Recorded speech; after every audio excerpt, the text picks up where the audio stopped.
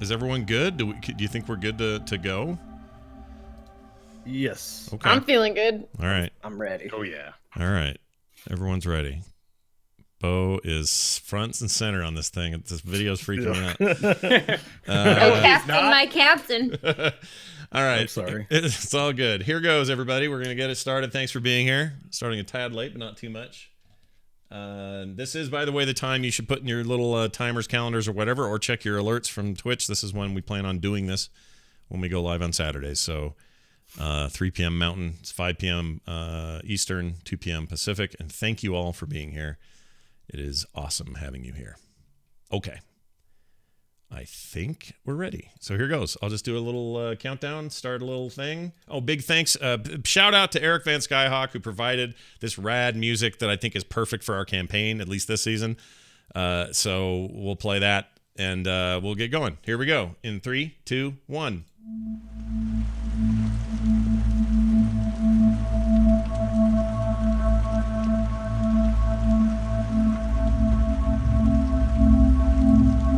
Hello, everybody, and welcome to the very first episode of There Will Be Dungeons, or as I miswrote in the podcast feed, There Will Be Dragons. That was me.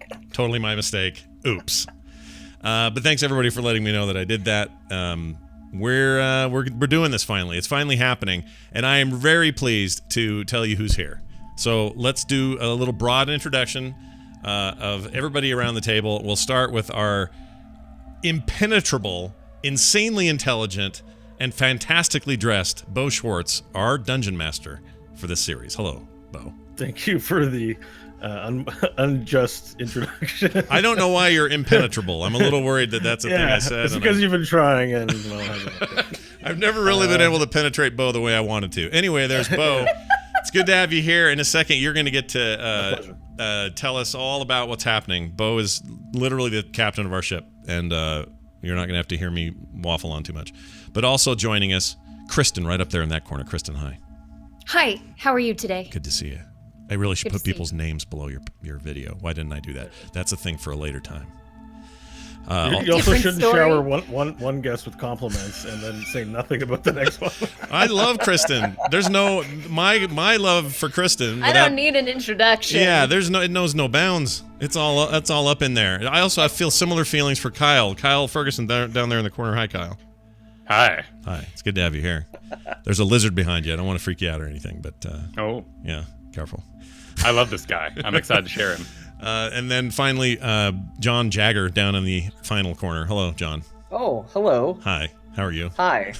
Good, thanks. Thanks for asking. How are you? I'm so good. I'm so excited about this. Oh, I'm Scott Johnson, by the way, and this is There Will Be Dungeons, a weekly attempt to have a rad campaign that turns out to be a lot more custom than the typical D&D setting, which we'll now get to. Bo, I'm going to hand the keys to you. You're driving this bus. You tell us what you need, what you want to do, and how it goes. Yeah. This bus has a big-ass engine in it. Yeah.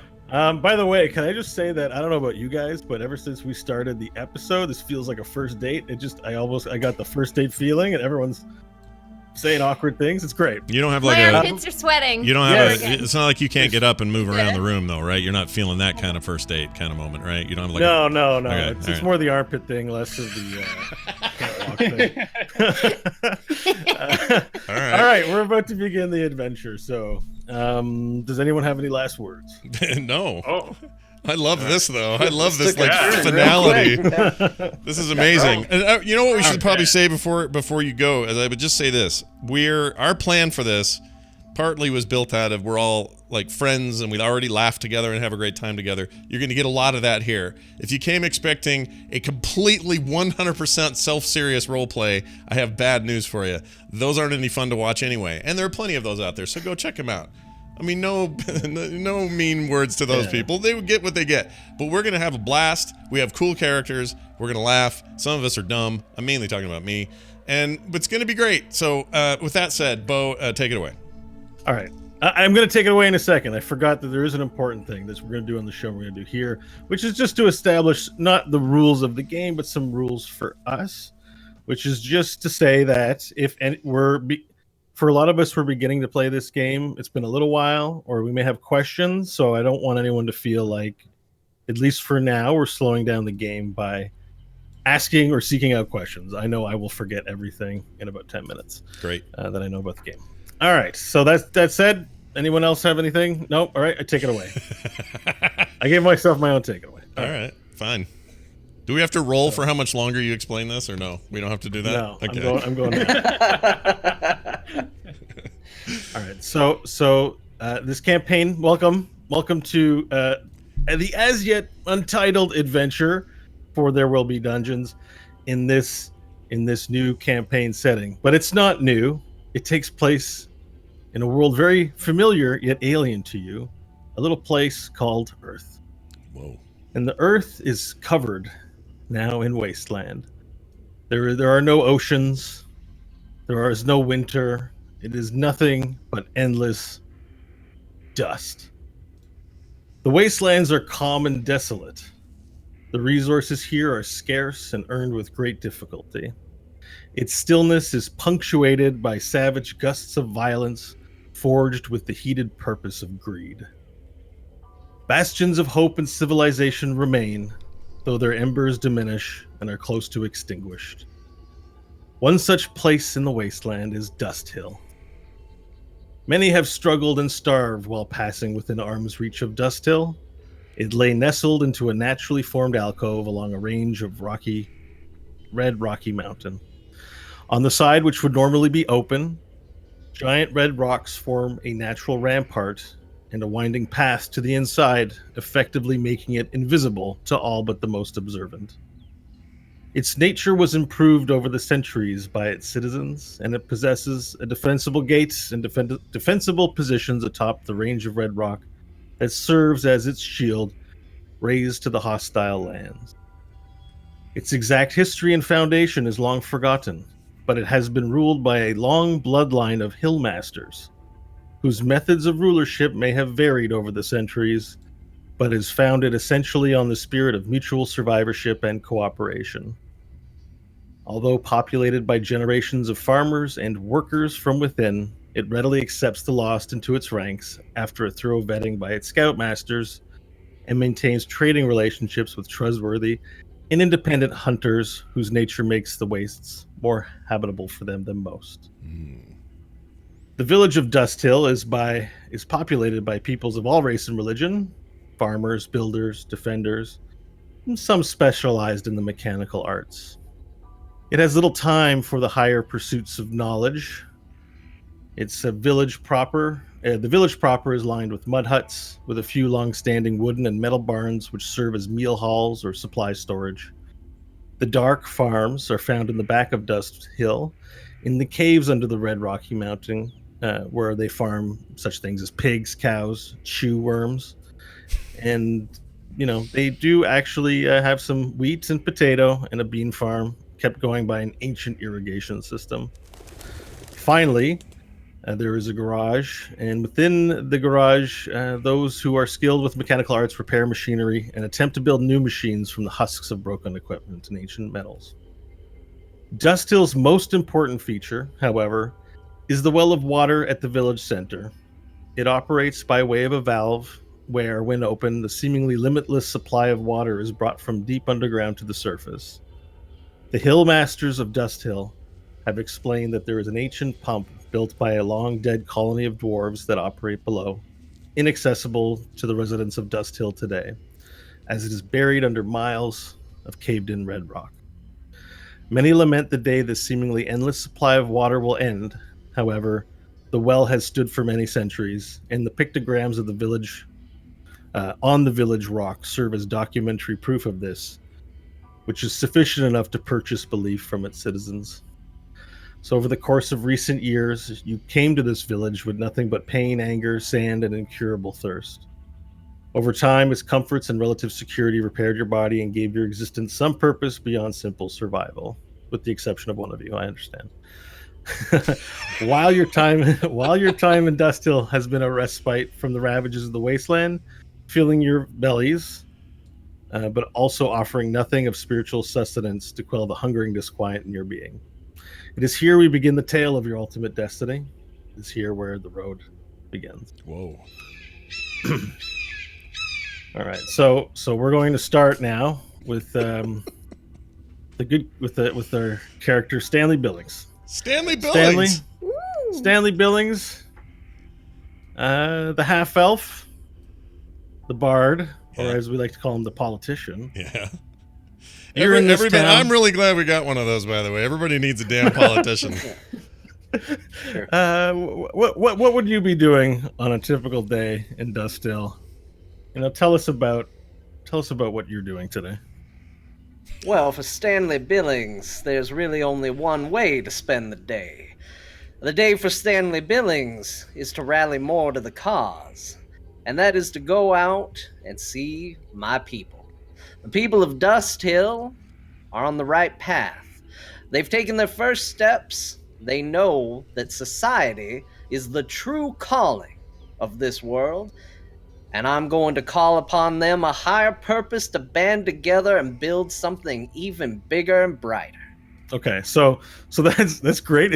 Were you performing what you were doing, or is Yeah. that what you're doing? Like, what are you doing? I'm standing in the center of town. You're where I can be standing in the seen center of and town. heard. So, Do you speak in third person? Yeah, that's what I want to know. yeah, you're orating to people. Like, Only when the mood strikes me. Okay, because No, we're going to be. What are you literally doing right now? I in the am game? standing on a box Okay. in the middle of town, Yeah. and I'm saying everything that I just said out loud. Okay. Sweet. Very good. All right. While you are saying this, you see a familiar-looking gnome making his way towards you. Now, you're familiar with him because your character, which you've sort of established before we began the show, is somewhat of a people person. Is lugubrious the right word? He knows people. He knows the people he needs to know. And you recognize this gnome as Softhead. And Softhead is basically the personal assistant to the Hillmaster. And you see him approach you and sort of stare at you a little impatiently while you're orating to nobody. Nobody's really all that interested in what you have to say, but I know that isn't deterring you. Can I ask a quick question? Yes. Soft head, is it because his skull never fully formed? Is there more story? Well, he's actually for a gnome, handsome. But you'll get to meet him soon. You can ask your questions. All right. And he's got long hair, but down to his shoulders, and he stands about 3 feet tall. Looking at me? He's just looking at you, waiting for you to pay attention to him. My fine constituents here in Dust Hill. Look who has joined us. It's my friend Softhead. Now tell me, what brings the PA of the Hillmaster himself down to see me on this fine day? Well, hello there, Stanley Billings. I am here today to invite you to the Hillmaster's tent for dinner tonight. Would you graciously accept the invitation from the Hillmaster? Well, how can I refuse such a gracious invitation from the Hillmaster himself? People, this is what I'm talking about. This is the foundation that we need. Yes. Okay. I get it. I also have a favor to ask you. Well, go ahead and ask. So there are other invitees on the guest list, and let's say they are less than friendly as you are. Well, And it's hard to find someone quite as friendly as old Stanley. I would like your assistance in helping to invite them. They are a little intimidating, Stanley, and would you come with me to help invite them to? This is a dinner creepy little tonight? gnome, dude. He's a creepy little gnome. A bit creepy. Good lord. Now, Softhead, you and I are good friends, wouldn't you say? No, I wouldn't say that. Well, good. And because we're so close, I would be willing to assist you. Okay. Well, thank you. Let's go. Can you? Are you done here? Do you have to stay here? Let's go now. I'd like to go back home and eat lunch. All right. Stanley begrudgingly recognizes nobody else is listening to him and goes ahead and goes anyway.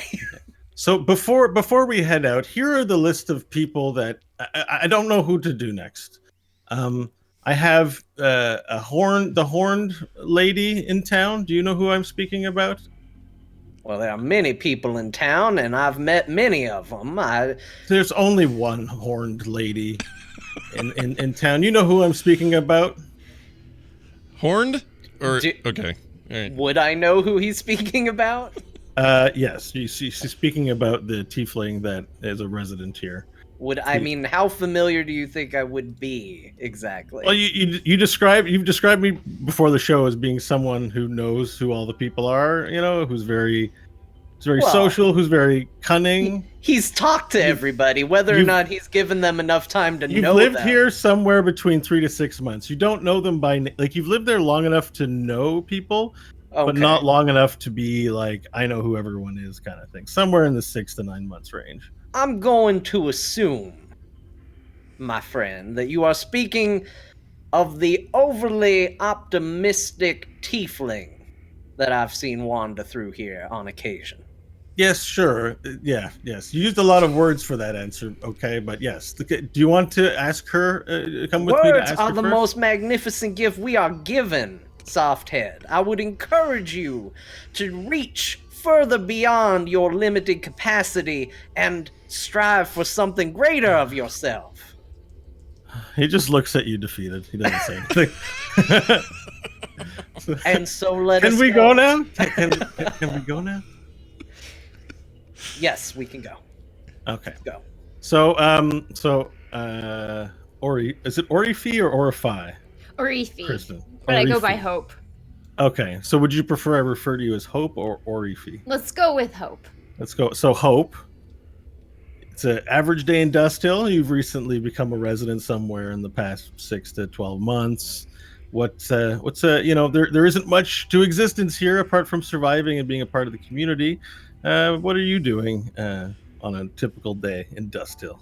On a typical day in Dust Hill, I'd be with the mechanics, working on a car that could theoretically hold a dragon engine. Okay. Telling them about the legends of the dragon engine, which they've probably heard many times at the tavern. Okay, perfect. All right, so Stanley and Softhead go to visit the garage. And so you enter in the garage and you see it's mostly filled with junk and it's cut into the cavernous. It's basically, it's not quite a cave, but it's cut into the mountain. And in there's, Wait, does it have a door? Is there a door? It's not really a door kind of place. It's just kind of open and workshoppy, right? So there would be metal shelving sort of separating it from the outside. But basically it's more open. But the reason why it's called a garage is it does have an exit out into the open world in the mountain face that's built in, but it's somewhat camouflaged. Yeah. In the garage, there are 2 vehicles known to the community. There is a smart car, like the smallest car imaginable, pretty bad for desert travel, but it belongs to the Hillmaster. It's a smart car. And there's also an RV on monster wheels. So it's just like a really small, crappy RV, but it's on the biggest monster wheels. And no one ever really uses them, but the mechanics like tinkering with them. And they are sort of the official military vehicles of this place. Only those 2. And it's mostly just filled with parts for fixing irrigation systems and just other metal knickknacks that you might find around, things like that. There's a few weapons in there too, but those are guarded under lock and key. So how many people are in there? How many people are in this room, in this place? There's about. Well, you're not with the party. But I know, but I'm it's just okay to ask. Yeah. It's okay to ask. Party wants the theater of the mind. Yeah, I need to picture this. There's about 3 or 4. There's about 3 or 4 laborers there. The head mechanic is a human by the name of Jimster. And so Jimster runs the shop and generally has the keys to everything. And he's a small guy, but right. he's not here. Right. Or if he's fixing, are you fixing the RV or the smart car? Are you fixing a car in particular? What project were you working on? I'm putting on the last monster truck wheel. Okay, perfect. I suggested that. Nice. Okay, so that's your upgrade. Okay, all right. So while you're putting the finishing touches on, you hear a little behind you. I don't know if you care to look or if you're so ensorcelled with your work. Oh, I'll turn around and I'll look and see who it is. So you turn around and you see a gnome and you recognize the gnome. You don't remember his name, but you know that he's an associate of the Hillmaster, and you see a half elf with him that you've seen before around town too, but you're not quite sure who that is. Oh, well, hello. Oh, it's good to see you. Nice having drinks. I think it was like 4 weeks back or something. Good to see you again. Now, Are- Softhead, I can assume this is the tiefling you were speaking of earlier. And I Yes. look around for any other tieflings. I think I'm the only one. I can't tell. I can't tell if this guy is an idiot or not. he just kind of. Nobody's an idiot. We just all know different things. Well, how do you do, miss? My name is Stanley Billings. I'm a representative of our dear mutual friend Softhead here. He's instructed me to come and pay you a visit and see if you would be amenable to paying our illustrious Hillmaster just a little bit of a visit this evening. Alright, so I'll grab a rag and start cleaning off my hands. Well, that sounds like a party, and I love parties. Let me just finish putting on this wheel, and I'll be good to go. My friend Softhead, I can see why you were so intimidated by her. She seems just positively nasty. I mean, she is very scary with the. I mean, she's a devil, right? Let me tell you about sarcasm. I don't have. half devil actually, not full. Oh, did you heard him say that? Okay. If you said it loud, yeah. Yeah. Sure. He wasn't being super secretive, but he said, "Okay, he says, make sure to come to the Hillmaster's tent at dusk, at sundown. Sorry, is that dusk? I don't remember. But come there and bring an appetite. Okay. This is the worst. I'll gnome. bring 5 appetites. Okay. Is there is it in this conversation? Can anyone kick this gnome or do anything to it? Stanley's just rolling his eyes. You He's can mildly do whatever you Why are want. we kicking the gnome? I don't know. The gnome. You have a gun. There you go. The gnome's dead. No more gnome. Okay, so Stanley. So who should we visit next? I have the hooded one written here, and I have, the scaled one. Man, you just are a positive wealth of information on these people, Softhead. Well, the hooded. There's only one hooded, scary It's man. only one of a lot of things in this town, but yes, I know who you speak, and at least he's slightly more intimidating than the optimistic mechanic you've brought me to begin with. We'll go visit him. The horns, isn't it? It is. All right. So Scott, again, you've been here for I don't know some amount of time. What is your character on a typical day? What might he be doing in Dust Hill? So, there goes a dice already. Hold on a second. Let me move those over there. I hear metal swinging. Is that a sound he effect? Yeah. Or rolls actual dice. metal swinging? It's metal because she was in there working, but we can turn that off now because. Oh no, it's fine. I was just wondering if it was real or it sounded faint enough to me for it to be somebody's like brother in the background. Who's over there like, man, this thing's real. My imagination's building a whole world right now. Okay. So here's my typical day. Oh gosh, what happened? Okay, here it is. We got dice rolling and music. All right, so I've only been in town for 2 weeks. Unless the gnome knows different, that's what I'm sticking with. That's how long I've been here. Seems to know a lot of stuff for a guy with a soft head. In my time in this town, I watch a lot, but I talk to no one. Because I don't trust these people. And they have no need to trust me. I keep my distance. And I stand near the well. And I talk to no one. That's what I do on a typical day, you little shit. Okay, so are you saying this out loud or? And he's around it and he's just saying that to himself. I love your character trait. Is there music in the background? I'm a very introspective guy. I have got this one red eye. Nobody wants to look at me because I'm hideous. I've got these awful boils and stuff on one arm. It's seeping through the makeshift bandages I have. People stay away from me. They're afraid of me, and I don't like them either because I've been treated bad by anyone who offers a helping hand. They always betray me. So on this day, I'm just sort of chilling and watching and ready at any minute to take one of you effers down. So if Okay. so if the It's if funny the that they gnome invited you into their village. So that thing you said initially, was you thinking that in your head intently, or were you saying it out loud? I'm thinking that in my head. That's an inner Okay. monologue right there. So if Softhead and Stanley were to happen upon you, you'd just be standing there staring intently, like at a wall, or I'd be looking the other way. They might wander up, and I'd give them my attention. I'd certainly turn to them, but I'm not in a defensive stance. I'm not afraid of any man, especially a dumb gnome.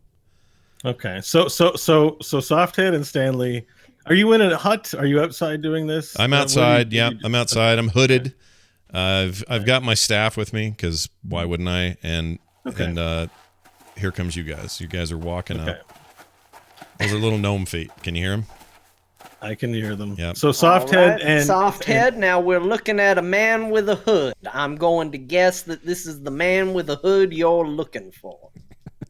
yes, he's the only. I mean, look at him. He has a weird eye that's It's glowing. not as if hoods are hard to find, Softhead. Understand, perhaps I think that maybe there are two in this whole gigantic world, and two might have somehow wound up in Dust Hill. Is that difficult to believe? Can you please just go and ask him to dinner tonight? I don't want to ask him. I'm scared I'm going to die. Well, that's a little forward, don't you think? Can I hear you guys do this, by the way? No, they're kind of, what you hear is you just see the elf and the gnome turn to each other and they're like bickering. Okay, like they're bickering. All right. Yeah. I'm going to say Now- something to him, though. I'm going to say, "Are you two finished?" Now And respond. the gnome just kind of looks at you and stares. And just Now, doesn't move Softhead, completely. I think as a representative of the Hillmaster, you should be the one to make introductions. It's only befitting your standing. Okay.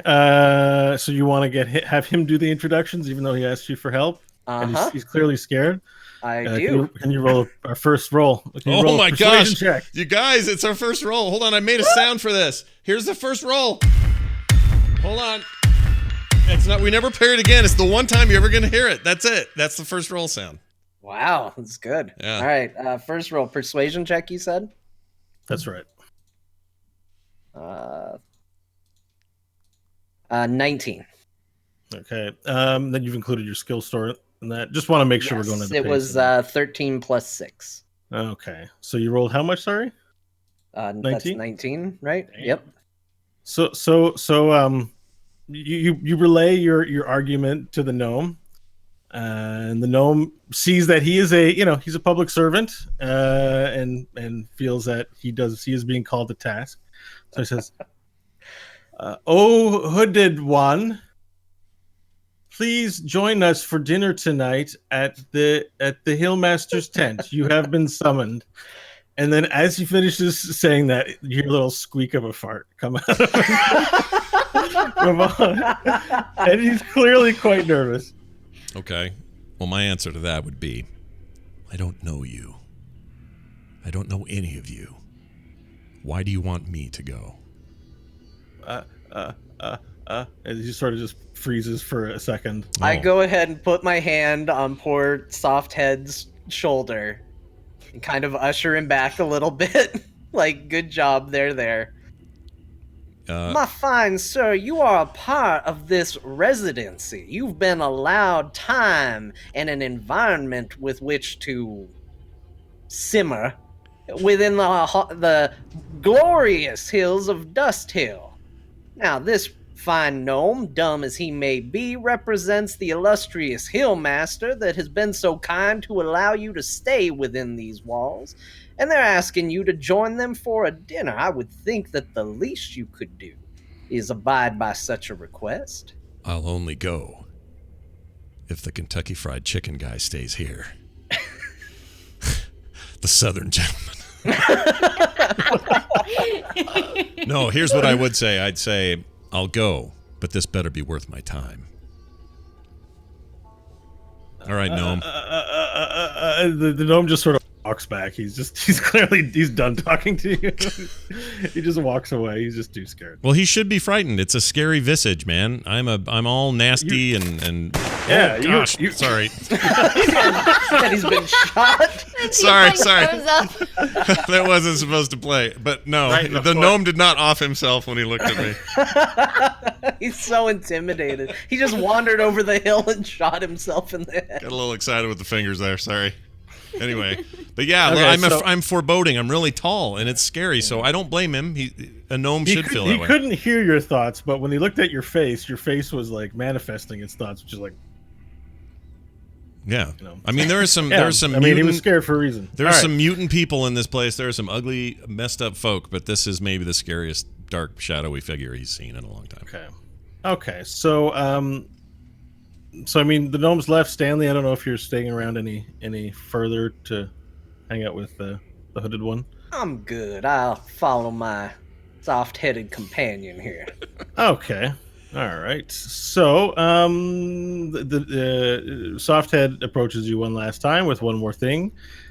He says, "Okay, so the last one on my list is the scaled one, and I know he's a lizard man who visits town. He does not live here, but I think he is here. Would you help me speak with him?"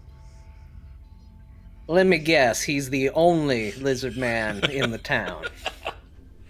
Well, we don't have any lizard man residents in town. No. All right, let's see if we can find him. So Softhead leads you to an area near the gates where traders will come in from time to time to do business with locals. And as you approach, I mean, it's a fairly open area. We're not talking about an urban area. It's mud huts. So once you get to that area, you see, a few people conducting business, but one of them stands much taller than the rest of the human and dwarves that you kind of see typically adorning that area. This is giant. What color is your scales? What color are you, Kyle? Golden, Or like Vorel. the sands. Ooh, Golden. Okay. I like that. So you see this, and are you like it's scales? Scales is an appropriate descriptor. Absolutely, yeah. A very craggy along the back and upper head, but I do have that sort of Ninja Turtles flesh chest. Yeah. So as you approach, I mean, Stanley, you see there is a very tall. What's your height actually? 7 feet. 7 You feet. describe yourself as 7. You see a 7-foot tall lizard standing upright, Good lord. and I don't think it's a sight you may have seen before. I'm not entirely sure. It's a unique and imposing sight, and so I mean, you are standing in the square area near the rampart. Vorel is conducting business. Now, I'll leave it to you, Kyle, to describe a little bit about what your character, might be doing, or how he might be interacting, or what his presence might be like. Yeah, I got a question about the town. So, I'm an ambush predator. I dig in the sand and wait, and then jump up and grab something by the jugular and just kind of hold on until it gives up, and then I drag it to town to trade it for water. This is like a secret entrance. Do I have to sneak to get to the door? No. So the door, it's if it's known to you, so the rampart area, it's basically like, rather than be straight, it's kind of like a crooked path like this. So if you think of a tower defense game, you have a rampart, but you have to, like, if you were to enter through my arms here, you'd have to go through a snaking path to get from one side to the other. Gotcha. So In from the the middle- outside, it's a crag, and From the outside, it just looks like a rock face, which is sort of one of Dust Hill's great things, is that, they keep, what they don't do there is have any big open fires, and not a lot of light at night. You're only permitted one candle at night, so as not to generate a kind of giant light in the desert sky. In order to keep it hidden, this is a hidey place for survivors, because there's vicious things out there, and the rampart serves as sort of this almost illusory wall, where it just looks like a wall. If you're driving by, you look at the mountain range, you're like, mountains. so would they get mad at me for just like walking up to the door and So there are people who attend to the door. They're called the Hill Guard, and so you would know, they would have known you. One of the ways the town operates is they do have scoutmasters, who may recruit people or investigate people nearby and offer them, if they're safe and willing to contribute, offer them citizenship in Dust Hill. So they would know certain traders, you among them. excellent. Okay, So you have a passport, I suppose, in a way. So I have entered. I got a 13 on my survival check to get something juicy to bring to town today. Nice. Okay. And You have a big haul, and is it slung over your shoulder? Oh, absolutely. Just a big old haunch doing the chesty swagger walk as I come in, and I slap it on the table. I go straight to my favorite hill guard, the one that I really only interact with. I'm not expecting any money in return. I just expect to use the well for the duration of my stay, and maybe get myself one of those like salt licks or a treat from the local bar. Oh, that's awesome. We have those for you. Okay, so Softhead pulls on your sleeve, John, and points at this is the scaled one. That's the scaled one. Come with me. Help me. Well, it is certainly a interesting collection that the Hillmaster is inviting this evening. But once again, I think as the official representative of the Hillmaster, you should be the one to make introductions. But I will be there with you. Okay, so you just want to roll another persuasion check, do you? But I think that me going up as a stranger and saying, "Hey, you want to go to dinner?" is weirder than the official representative. Yeah. Having actually, faced his fear and asked Nash to join, he doesn't need persuasion to go ask the Lizard Man. The Lizard Man is quite imposing, but not nearly as scary as Nash. So Softhead, you see this little gnome. He's wearing, like a white cloth shirt, raggedy, and brown pants, and has little tiny cute shoes. You see him walking up to you, but you have to look way far down to see him. And so he kind of just looks up at you and he goes, "Hello, Lizard Man." Look at him. Be waiting in line and just kind of stand up straighter. Ignoring him. Do you know what a Hillmaster is? This gnome, dude. This is my hill guard. I do business with him. Okay, so you speak common, right? Like, there's no... The fact that he thinks you might be, like, slow or something is because you're a lizard. Does that impact you? Or it's clearly what he's doing, so... It'd be my normal experience. Do you feel Do you feel like you've been racially misconstrued? Because so the gnome continues. Sorry, Scott, but the gnome continues. Says, "Would you like to eat with Hillmaster?" Stanley knows that this is offensive, but he's just gonna let it play out. Come to hut at dusk. Eat with Hillmaster. I will go down on one knee and put my big meaty hand on his shoulder and say, "Child, I have business to attend to." The Softhead looks back at you, Stanley. All right. Pardon me, sir. Let me go ahead and try to convey what my simple friend seems to be struggling with. You see, he is the personal assistant to the Hillmaster. The man who... Sorry, what was that? Your son? No, believe me, we're not related. The Hillmaster is the person who hired this guard that you trade with. He runs the show, so to speak, and he is requesting your presence for a dinner this evening. Would you be amenable to maybe joining us for such a thing? Which clan? Oh, I like this. Hill clan. So wait, are you trying to bullshit him now? Yeah, that's a made up thing. All right, I don't think that's true. Okay, so we're gonna do a contest here, I believe. If you're bullshitting him, I know what we would probably do persuasion for lies. There's a deception check. Oh, is there a deception skill? Yeah, there is. Mm-hmm. Okay. Yeah, then let's do that. Against what would be the question for me? I believe it's insight, right? So yeah, that sounds wisdom. right. Yeah. So contest versus insight on the part of Vorel versus. This didn't deception. go well. I'm gotta get better at okay, this. what's your scores? Rolled an 8.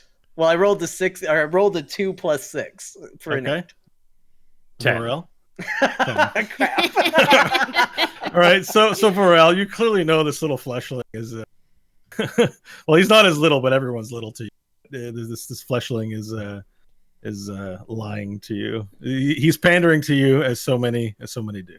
I'll take a deep inhale and sort of flare as my ruffled scales sort of unhinge and sort of blue blood pumps into them. And I start breathing a little heavy. All right, I see you're not believing that. Look, we're not a clan. We're a gathering of individuals here that makes your trade possible. If this society goes away, there's nobody to trade with. So at the very least, I'd say you owe them just a little bit of something. Are you threatening my business here? There's free food, the soft head yells. Free? Lizard likes food. What kind? Meat? Meat? Oh.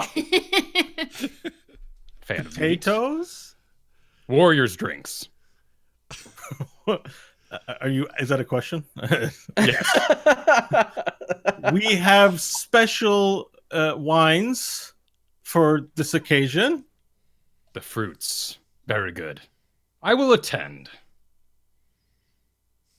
Stanley gives Okay. Softhead a really dirty look. Okay, it's time to go. Thank you so much, Lizard Man.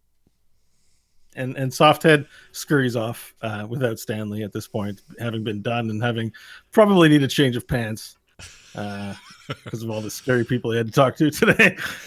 Great gnome. Okay, so you all have been invited to dinner at the Hillmaster's house. Now the Hillmaster is just so you do have some awareness of what his function is. He is a tribal leader of this community. His family has ruled for time immemorial here. At least that's according to oral tradition, what you've heard and rumor. A quick question. Yeah. Are we going straight to dinner? Well, I'm about to ask if there's anything you'd like to do in town. It's not till sundown. So you do have time to get into side adventures or explore if that's something you wish to do, but otherwise I just want to hit the well, and when I hit it, I'm going to be very sniff it. Is the well okay? bad? Well, let's talk about the well a little bit. It's actually it's not like a well. It's more of a mechanical contraption, probably attached to a pump. Has a valve. It's referred to as the well, but it isn't technically a well. It's basically running water, and that's coming up through a plumbing system from the ground. Okay. And there's a big sort of piece of machinery. There's actually a dwarf there who attends the well. He's the well master. His name is Shunti. And he provisions out the water. You're not allowed to really take the water for yourself. I mean, you can. It's not a punishable offense, but generally speaking, it's one of those positions of, like tradition and formality where you give them the bucket, they fill the water for you, and they give it back and that kind of thing. Like Oregon. Yeah, like Oregon. Yeah, just like how Oregon. Just like works. Oregon. So could I don't get it. There's no option in here to roll to kick the gnome down the well, right? I just want to make sure that's off the table. It's not Didn't an the option. gnome go back? Yeah, the gnome is back. Okay, all right. Back to whatever it was he was doing before inviting you guys to Scott dinner. really wants more interactions with this gnome. Can't wait. I'm gonna head to the tavern and get what alcohol I can to bring to this, Right. assuming it's gonna be a crazy party. So no tavern in town. Oh. There's like a meal hall. So you can go, and there are people whose job it is to cook. So you can go and get your rations for the day. Everyone is on, a portioned amount of food, and you can go collect it, bring it back to your place and eat it, or you can eat what's made at the hall. There is mead. No one gets wine, like the fancy stuff. Probably you can't get. You can get fed though, but there's no tavern here, unfortunately. All right. Okay, cool. Well, I'll get what little meat I can and bring it as a gift. Okay, excellent. I'm going to return to my home. I'm going to make sure I'm wearing the finest of my outfits. Now, granted, in this world, everything's worn and stitched and repaired to some degree, but I'm going to put on all my clothes and I'm going to cast prestidigitation upon myself to make myself clean, if not worn. Nice. Yeah, you can clean underwear with a snap of your fingers, basically. That's I don't know if everyone is aware of what prestidigitation does, but it just does fancy little tricks like that. Like you can instantly clean something or set a candle alight. Sounds like, can you clean the gnome's underwear from a distance? I could have, but we'll Some let places him magic shouldn't soil go. with Yeah. his own decision. Exactly. Okay. All right. Any other notes before you guys go? Any other prep? I'm going. Listen, I Nash? want you to know where I live. I live in a crag up in the hills, away from town a little bit. I don't like to be near everybody, and it's up high where it's very hard to get up there, but I know how to do it.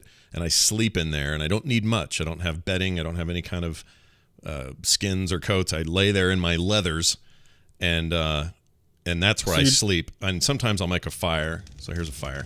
Yeah, see, I'm thinking to myself, I'm going to just sit here and relax. I'm going to meditate, and I'm going to think about what I want to do, or what am I, why do they want me at this thing?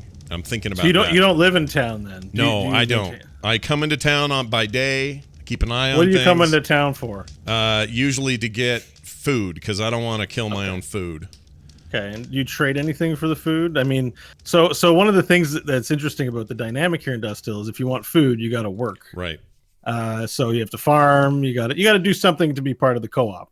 So do you give anything, or are they just giving you food right now? They give me food in exchange for dark glances. Going away. For going away. Take it away from the water source. I like that one actually.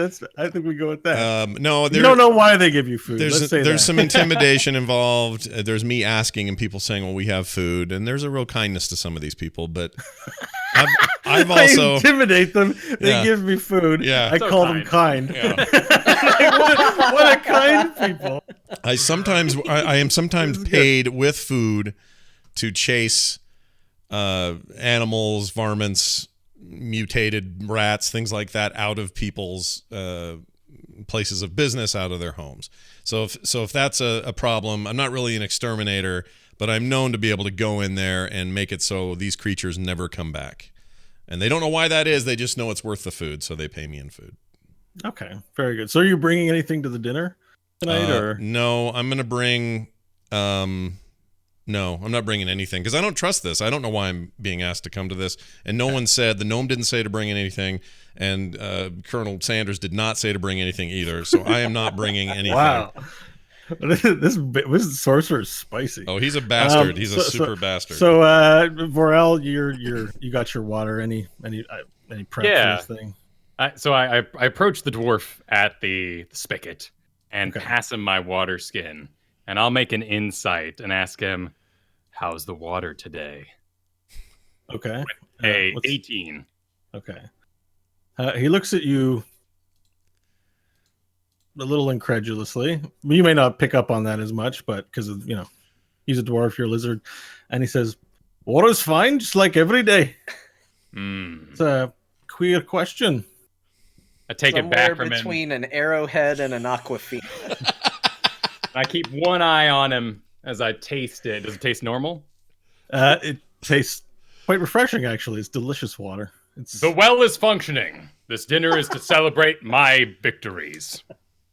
Oh, you had a victory, have you?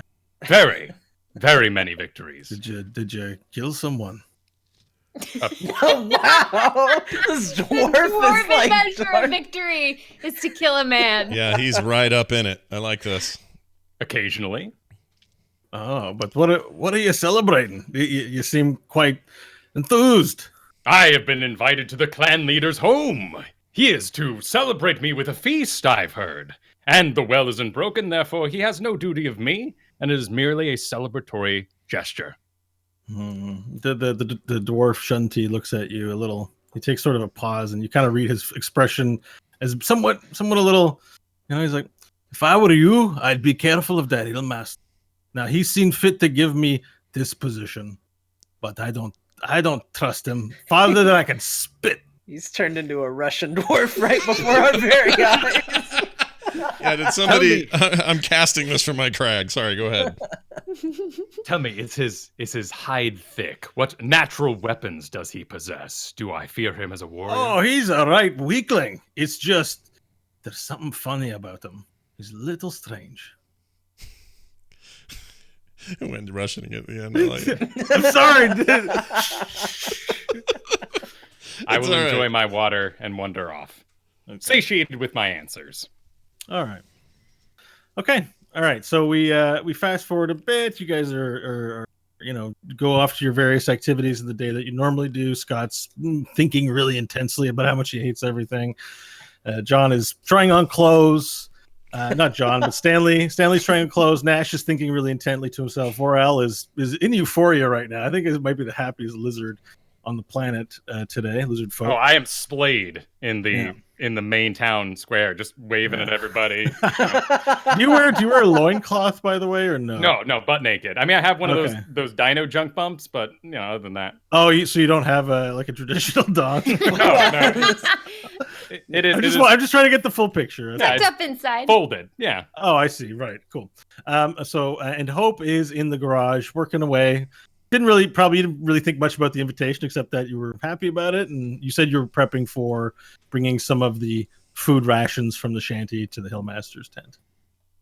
So as we approach sundown, the Hillmaster's tent is at the back of the clearing where Dust Hill is, and there is a wooden sort of set of stairs and a stage up in front, and you have like a more ornate tent, like think almost like it might have been a military tent. It's very big. It houses them. None of you have never seen inside, so you can't imagine what's in there. And it is mounted against part of the rock face in the back. Soft Head is there, and as each of you have made your way there, you've been asked to wait outside. So you're just, all of you have approached and see each other, see the other invitees. You all recognize, of course, Stanley, who showed up looking quite ridiculous in his fine wear, while the rest of you are. You've probably got your work clothes on for the day, Hope, and Nash just looks like a mess as he always does, and Vorel, well, he's a lizard man. It's strange as the starting point. Yeah. I look over at Vorel and I say, "I see you got dressed up for the occasion, and you are prepared for courtship." Oh. Stanley gets quiet. I'll walk over to the hooded one. Can I see your bandages? What's under there? I slowly turn. No. Oh, all right. Well, maybe one day you'll let me know, and then I'll walk over to the lizard. Hey, can I look at your scales? Admire them. This is a feast in my honor. Wait, a feast in your... What? Is this for the lizard? Stanley, you didn't say anything about the lizard. Why are we celebrating him?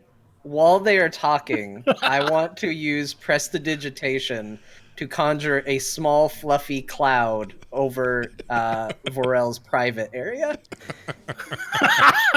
Can you do that as a cloud part of? I can create a non-magical trinket or illusionary image that would be big enough to fit in my hand that lasts until the end of my next turn. Whoa! Shots fired on the hand.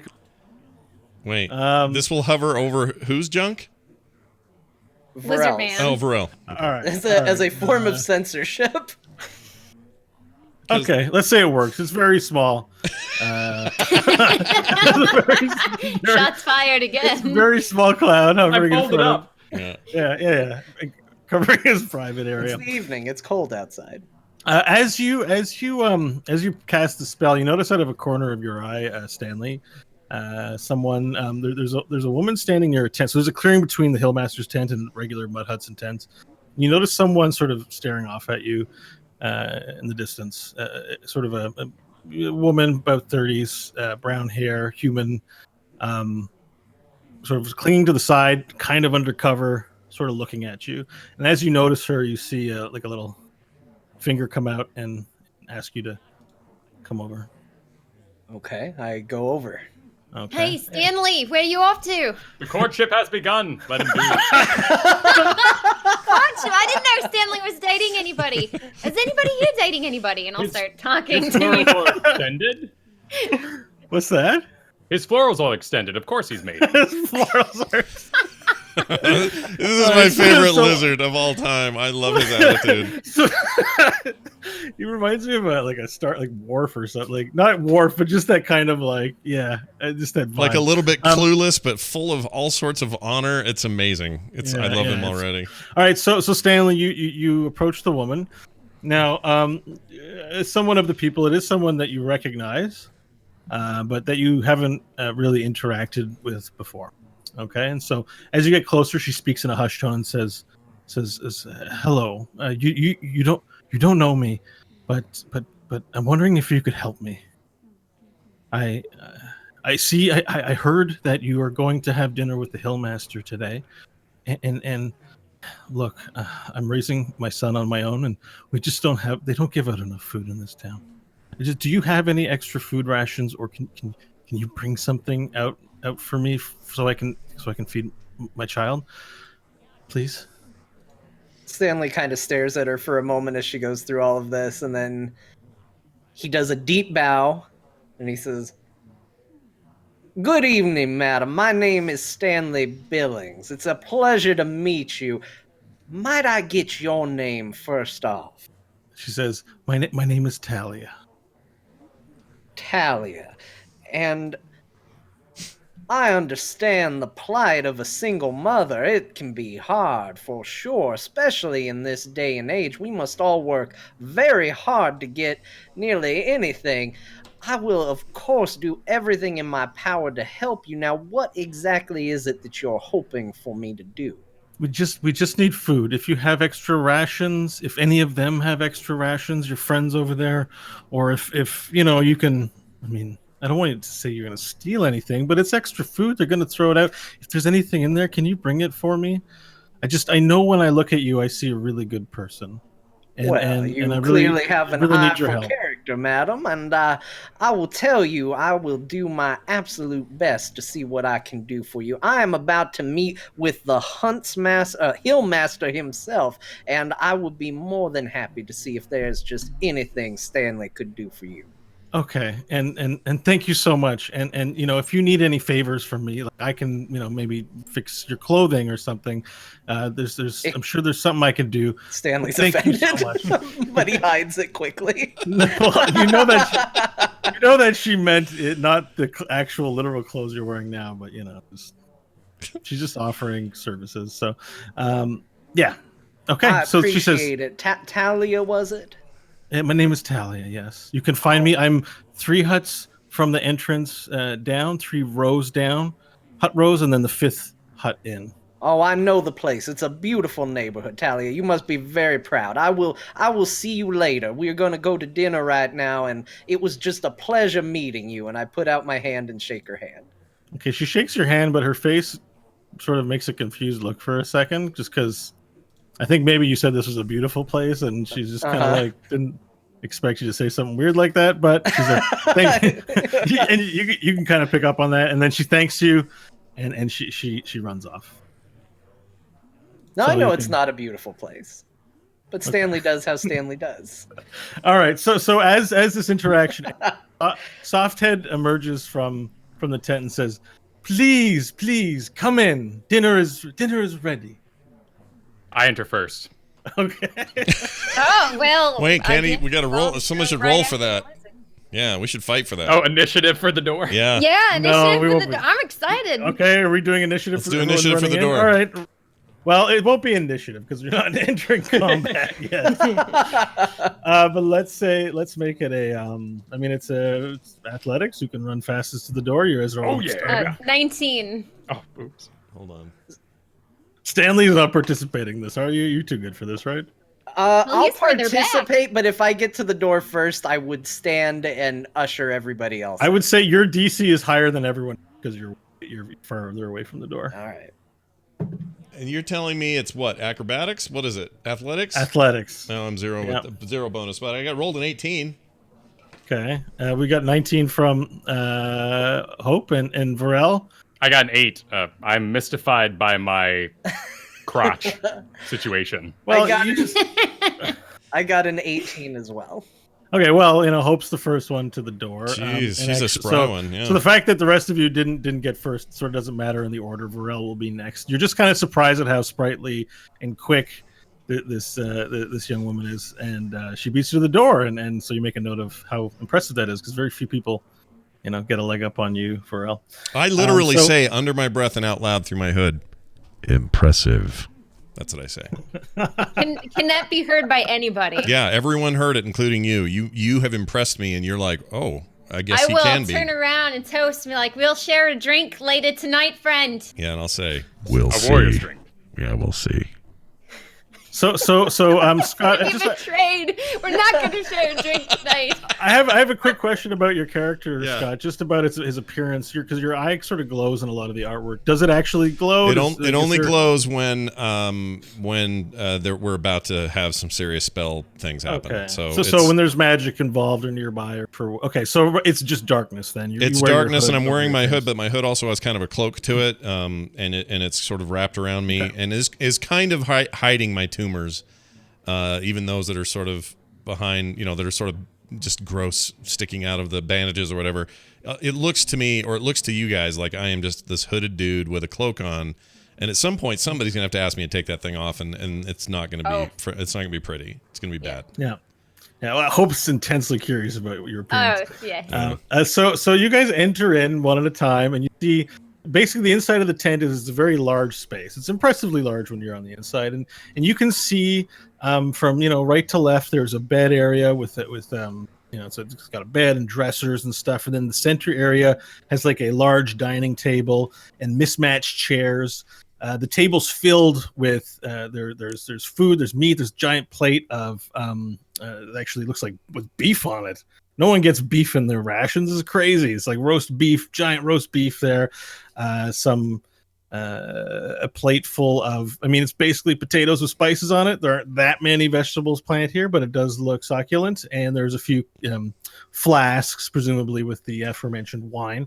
There are candles. There are many candles lit in this tent, so it's well illuminated, but in that nice candlelight. And on the right side, you see a room sort of filled with what looks to be junk and trinkets and things of that nature.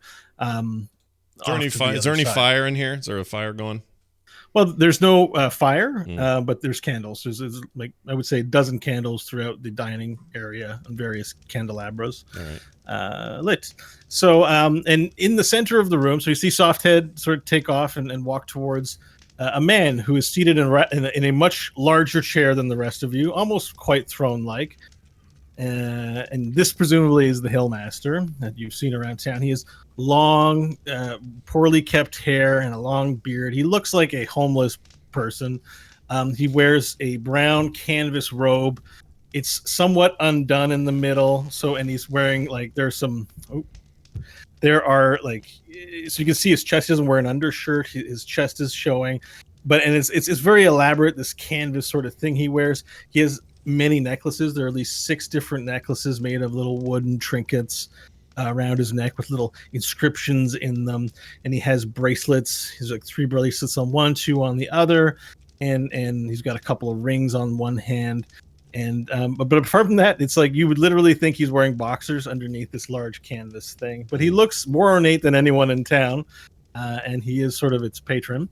So the Hillmaster is there, and he's smiling. He seems very excited to have you in there. And he says, please come in and sit down. Come in and take whatever chair you would like. Oh, wonderful. Welcome. I brought a drink. Would you like a drink? Shall we toast to this event? Yes. I'm already yes. pouring things into cups, passing it around to everybody.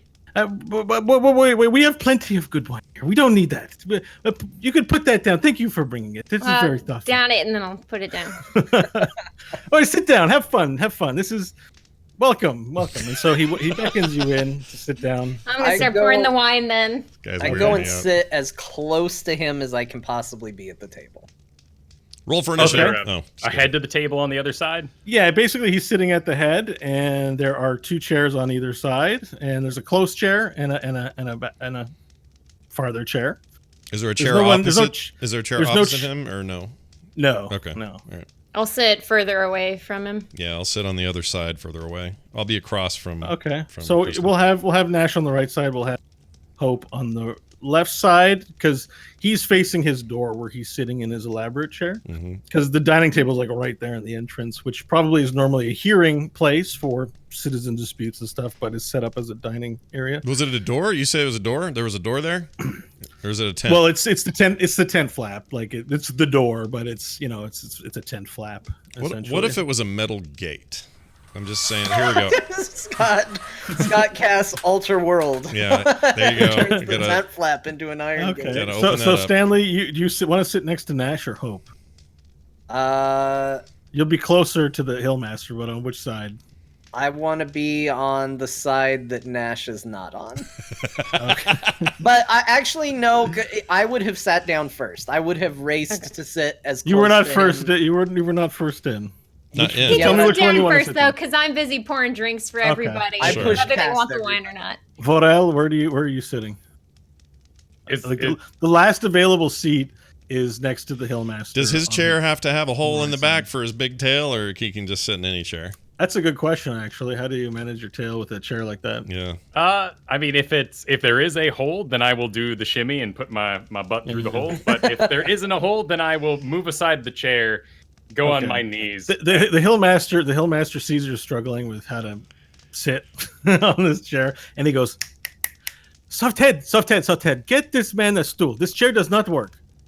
Come on now, you little shit. Come on. Wait, You should know better than this. There's no reason to call him a little shit. He's been nothing but cordial. He is a little shit. Man, Me? she is a bright star in our little group so far. I love it.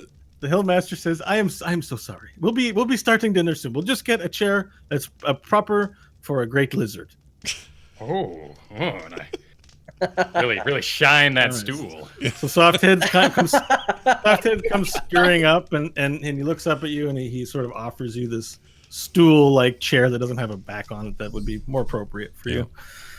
Okay, so now that you're all seated, he says, "Everyone, dig into what you'd like." So, you guys, I mean, does anyone here not eat? Does anyone here? Good gracious, no. I think we Scott, all eat. I We eat a lot. Oh, I eat. Yeah. Okay, so I you guys. eat, but as I'm eating, I'm seeing if there are opportunities where I can pocket a little bit of food.